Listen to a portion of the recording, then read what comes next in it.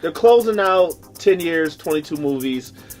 I read an article a long time ago and Kevin Feige said, it was quoting Kevin Feige, said that this is going to wrap up all the loose ends from the previous movies. So I have no idea what he meant by that, because I feel like the movies kind of tie up pretty well. They do. But maybe like there's some like hidden Easter eggs, or like maybe like there's some loose information. Well, I think there's a little bit of both of those things, and I think also what factors in is this $1 billion they've been making the last 4 or 5 movies, or whatever it's been, the last 3 to 4 movies. Yeah.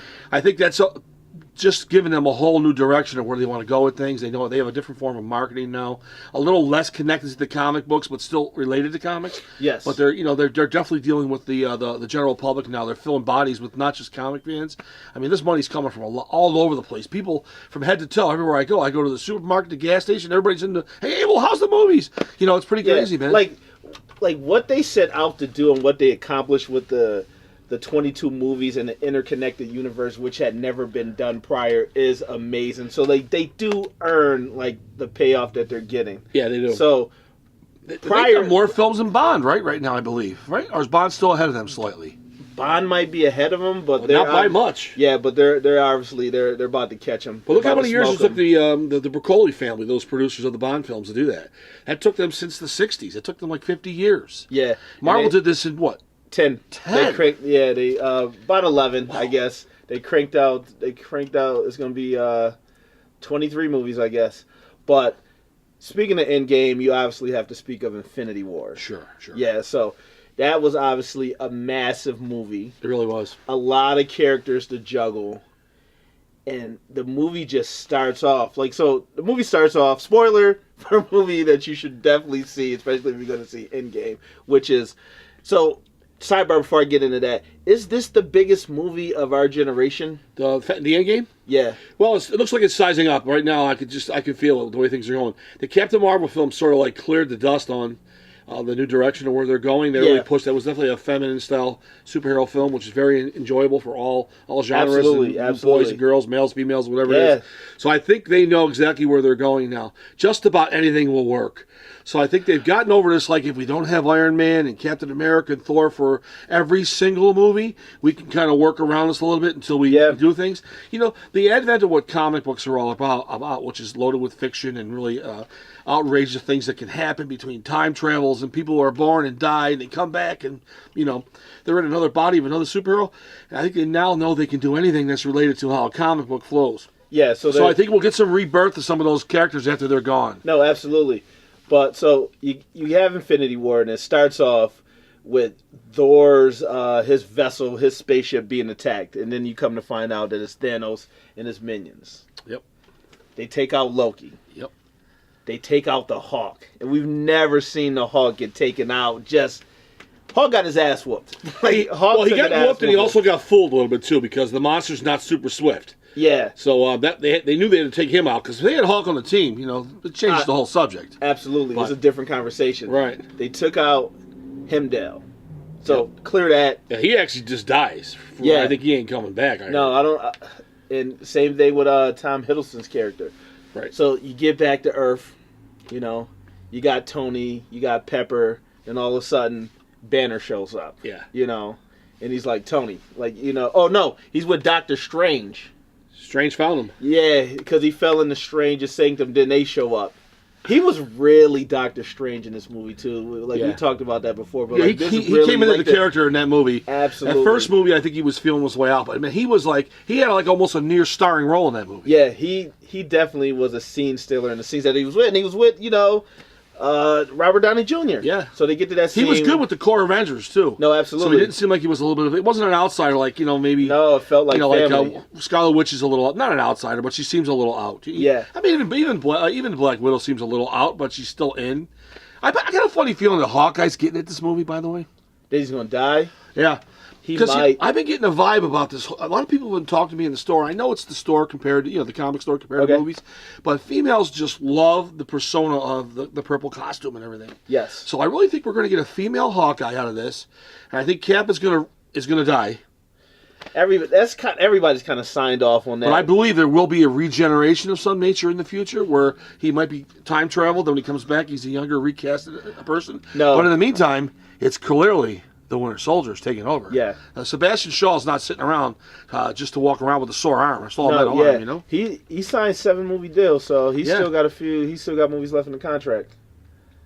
But, it's like, then you saw some of the trailers for the new film. You saw Stark is in the aircraft. He's in the spacecraft, and he's drifting around because he's almost out of oxygen. He's doing the whole thing. Yeah. That's pretty creepy. I like it, though. Yeah, they're doing that. They're trying to they tried to set up and make you think that this guy's going to die in space. He's obviously not going to die in space. He's going to make it back to the fellow Avengers. They have things to tie up that they just... they're making us feel the whole remaining Avengers are in very, very dire straits. And they are a little bit, but they can come back. And they're going to come back. Going back to Infinity War, like...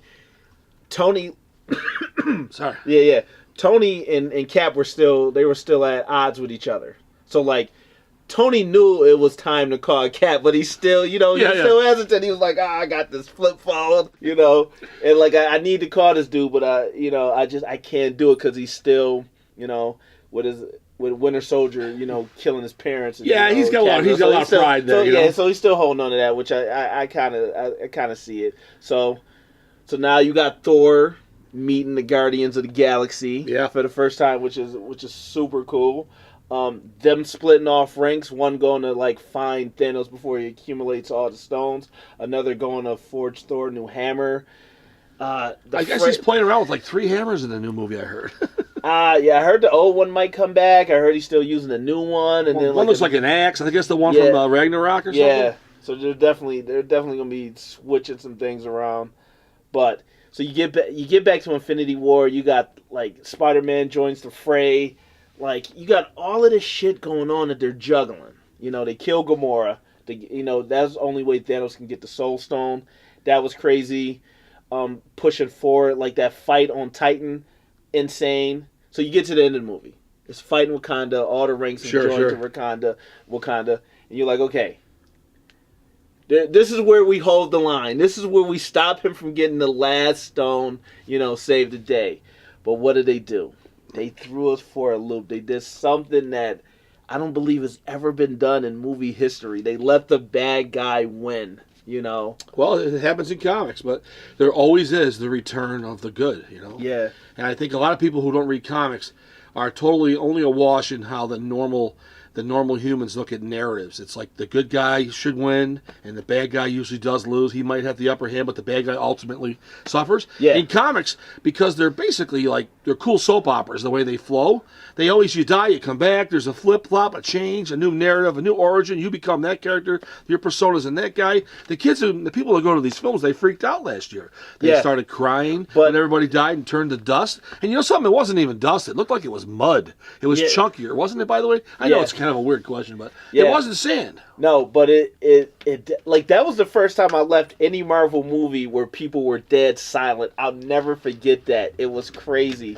Like, it was crazy. I was just looking around and I was trying to gauge people's reactions, and it was all shock and awe. Yeah, well, it was real quiet. I remember we might have went together to that one. I'm not even sure. Yeah, no, we went to that. I remember it was just super, super quiet, like you say. Yeah. And about like 7 or 8 people got up. Usually about 20 or 30 get up, right, in the small little 70-seater over at AMC. But everybody, it was quiet in the building. Everybody was freaking out. Nobody knew what to say. But like that shock at the end of fucking Infinity War, like you can't recapture that. You can't. And then it just builds on to the excitement of Endgame. Like everybody's gonna see this movie. Like if I know at 3 hours and 20 minutes or something, whatever they're saying right now. Yeah. The time of that film means before I leave work to hook up with you guys to catch the film, I'm not gonna have my last drink. I'm gonna have my last drink of water like at 1. And this one, like a lot of flashbacks I've been hearing. They're gonna be dealing with some flashbacks. They're gonna connect to 1990, which is some of the Captain Marvel connections. Because with her film that just came out, I think it's shedding a lot of light on things also. Yeah. No, they're definitely going to be doing some time travel and some flashbacks, and I heard a lot of characters are supposed to be coming back. So I'm like, it's supposed to be the most star-studded film, right? Yeah, I can't wait. And at the same time, like, it's that sense of like, this is the end. Like for the old guard. Like Evans, Downey. Well, Renner, to make a Ruffalo. football connection, Ruffalo's got a little more time, I think. But I look at it like you're a real good team, and then little by little you lose the players because of free agency. You can't afford to keep them, or they get tired. So, I mean, Chris Evans is like the oldest guy in the stable, more or less, him and Downey. Yeah. But they know Downey's got a persona that people just love. But why can't you love Cap's persona also? No, people do. Yeah, I know they do. But Downey is the one that the company could have really said to Chris Evans, "Hey, man, you are like the best in this role. We're never going to have Steve Rogers like this again." I think I think they thought that he was more expendable, and then Downey Jr. because he's got a weird way he acts. Initially, yes, and I was reading in the comment section. I was watching a video, and I was reading in the comic section. Apparently, he has severe anxiety. Who? Evans. Really? Yeah, so he doesn't like the public when they have to do the press tour. Like, he doesn't like that, apparently. Wow. I could be wrong. I never knew that. This could be wrong. I haven't done my research on it, but the last couple of years at the Academy Awards, he's introduced categories for awards. Yeah, but at the same time, like, I'm just guessing that he treats it like the performance. I'm assuming sure. when He when lets the it camera's become on. Yeah. Chris Evans, the human, freaks out. Yes. Captain America, Steve Rogers, he has no problem with this. Yeah, that to me that just makes it seem like that's gonna be sad. There's gonna be some tears in the audience because he's the one who's gonna get it. Yeah. Robert Downey Jr. was the face of the MCU, but to me, Chris Evans is the heart. Yeah, the heart and soul for sure. Yeah, definitely. And if you like Captain America, and if you like what true America is all about, and the underdog, but the good persona, the person that loves life and people, no matter what color. Yeah, absolutely. Captain America sums it up pretty good. And Chris Evans, man, did he nail it? He crushed it. He smashed it. He totally did. We talked about this years ago, just around the time of Winter Soldier and films like that. Yeah. How solid he is in his role. And just amazing. When people talk about collectively like the MCU, Winter Soldier is always in the top Comes up two. a lot. Like, yeah. And honestly, right now, as it stands, to me, it's the best MCU movie. Period. Oh, it is. I saw a sequence the other day. I hadn't seen it in a while. Just a brief side note, but it's the sequence when Nick Fury gets back into his vehicle, and all of a sudden they assault him. Oh yes, such a good sequence. And even the sequence just before, as it leads to that. Oh yeah, it's coming out of the building and everything. Yeah, and there's an attack on him, and it's like, and to get that much permission out of New York City to drive and blow shit up like they did on a busy street.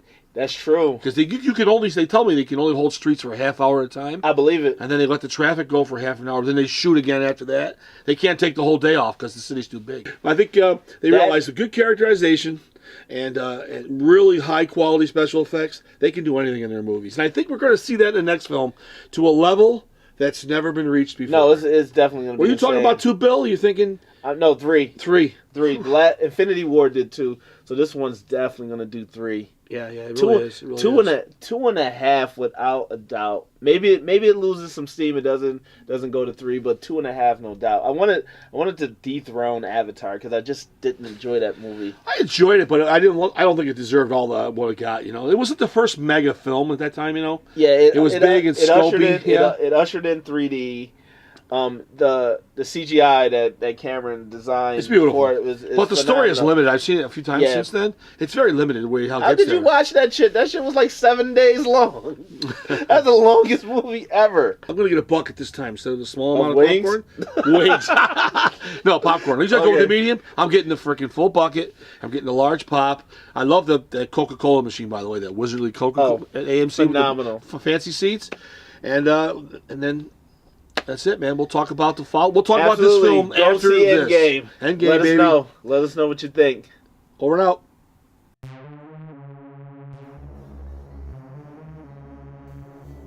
As you've brought this up before, how the Russos can really direct and how fantastic they are. I think they're absolutely amazing, I love what they do, and I love the fact that they're so in demand. And what else? There was something else that took place with the Russo brothers. Tell me that scene we talked about yesterday. Yes. It was yesterday evening. So, I don't think anyone caught this, but the scene where Captain America, he's talking to the vets. I believe it's the veterans, or maybe it's just survivors, everybody that survived what they call the decimation, Thanos' snap. There was Jim Starlin. Yep. And there was also one of the Russo brothers. I'm not exactly sure which one. But that Russo brother, he was telling the story that he was trying to get back out into the world, and he went on a date. Yeah. So, everything's everything's so far so good. So the regular story, and then he drops a major bombshell that he was on a date with a man. I know, right? So Marvel has talked about integrating gay characters into the MCU. Yeah. So I guess this is like the initial tease. So it definitely was. It definitely was.